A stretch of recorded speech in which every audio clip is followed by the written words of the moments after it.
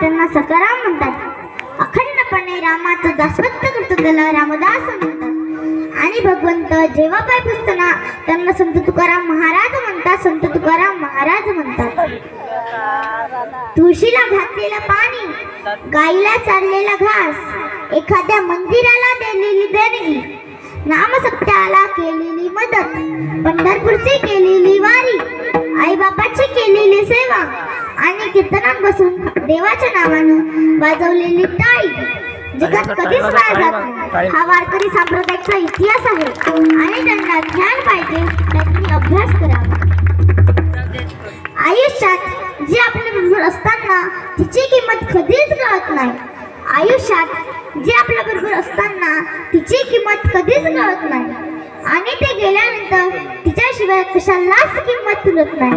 आणि ते गेल्यानंतर तिच्याशिवाय कशालाच किंमत उरत नाही.